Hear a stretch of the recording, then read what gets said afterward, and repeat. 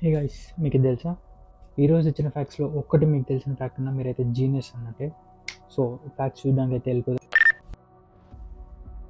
First fact వచ్చేసి honey గురించి అనమాట. మీరు ఎప్పుడైనా హనీ స్పాయిల్ అవ్వడం చూసారా? నేనైతే చాలాసార్లు హనీ స్పాయిల్ అవ్వడం చూశాను. దాని మీద వైట్ కలర్ స్టఫ్ అయితే ఫామ్ అవుతుంది. నేను అది పాడైపోయిందని చెప్పేసి చాలాసార్లు అయితే పడేశాను అనమాట. సో అదైతే పాడైనట్టు కాదంట.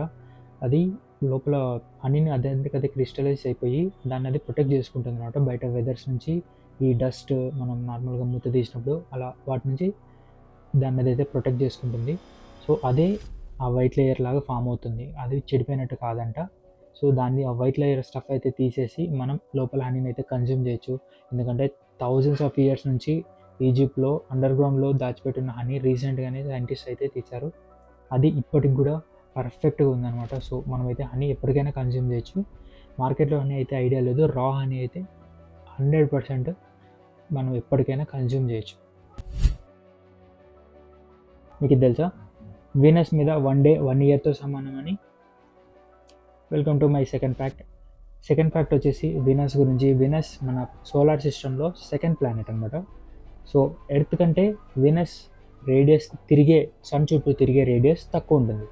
సో ఆ సన్ చుట్టూ తిరిగేలోపు దాని చుట్టూ అది తిరగడం కంప్లీట్ చేసుకుంటుంది ఎగ్జాక్ట్గా.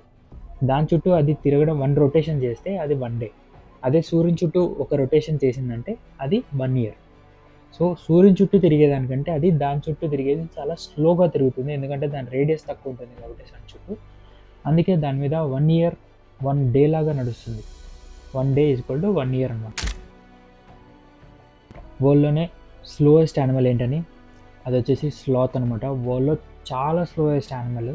అది ఒక్కసారి చెట్టు దిగి ఎక్కడానికి 100 సార్లు ఆలోచిస్తుంది అనమాట. చాలా బద్ధకస్తమైన యానిమల్.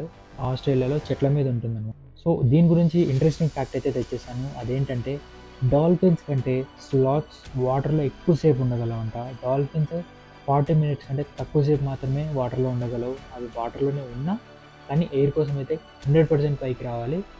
అది ఓన్లీ 40 మినిట్స్ కంటే తక్కువ ఉంటుంది. కానీ స్లాత్స్ అయితే 40 మినిట్స్ వరకు వాటర్లోనే బ్రెత్ హోల్డ్ చేసుకోగలవు. ఒక్కసారి లైట్నింగ్ హిట్ చేయబడ్డ పర్సన్ని మళ్ళీ లైట్నింగ్ హిట్ చేసే అవకాశాలు చాలా ఉన్నాయని చెప్పేసి. ఫోర్త్ ఫ్యాక్ట్ వచ్చేసి లైట్నింగ్ గురించి. సో ఇందులో ఏంటంటే లైట్నింగ్ పర్ సెకండ్ భూమిని 100 టైమ్స్ అయితే హిట్ చేస్తుంది అనమాట. ఎవ్రీ డే ఎవ్రీ సెకండ్ భూమిలో ఎక్కడొక్కడ ఏదో ఒక ప్లేస్లో అయితే లైట్నింగ్ హిట్ చేస్తుంది. సో మిమ్మల్ని ఎప్పుడన్నా అయితే లైట్నింగ్ హిట్ చేసి ఉంటే ప్లీజ్ కమెంట్ అయితే చేయండి. నేను కూడా రిప్లై అయితే ఇస్తాను. నన్ను అయితే ఎప్పుడు హిట్ చేయలేదు. మీకు ఇది తెలుసా? మీ చేతిలో ఉన్న స్మార్ట్ ఫోన్ ఎందుకు కనిపెట్టారు? సో రీసెంట్గానే తెలుసుకున్నాను అనమాట. అదేంటంటే ఈ స్మార్ట్ ఫోన్ని పీపుల్ని దగ్గరికి తీసుకురావడానికి అయితే కనిపెట్టారనమాట. సో మనం అయితే దానికి క్వైట్ ఆపోజిట్ అయితే చేస్తున్నాం. ఈ ఫ్యాక్ట్ వచ్చేసి ఫిఫ్త్ ఫ్యాక్ట్ అనమాట. ఇదేంటంటే మీ చేతిలో ఉన్న స్మార్ట్ ఫోన్ ఎంత పవర్ఫుల్ అంటే మీకు ఒక ఐడియా తీసుకురావడానికి నాసా ఫస్ట్ టైం హ్యూమన్స్ని మూన్ మీదకి పంపించిన రాకెట్ ఎంత పవర్ఫుల్లో అంత పవర్ఫుల్, అంత ప్రాసెస్డ్ అనమాట మీ చేతిలో ఉన్న మొబైల్ ఫోను. సో దాన్ని కొంచెం జాగ్రత్తగా యూజ్ చేయండి. మీకు తెలుసా? క్రౌస్ లిటరల్లీ మీ ఫేస్ని గుర్తుపెట్టుకోగలమని చెప్పేసి. So welcome to my sixth fact.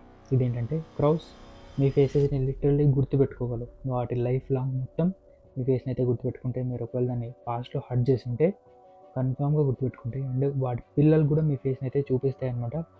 వాటి ఇమేజ్ని అయితే షేర్ చేస్తాయి వాటి పిల్లలతో. సో క్రౌస్కి ఎంత దూరంగా ఉంటే అంత మంచిది.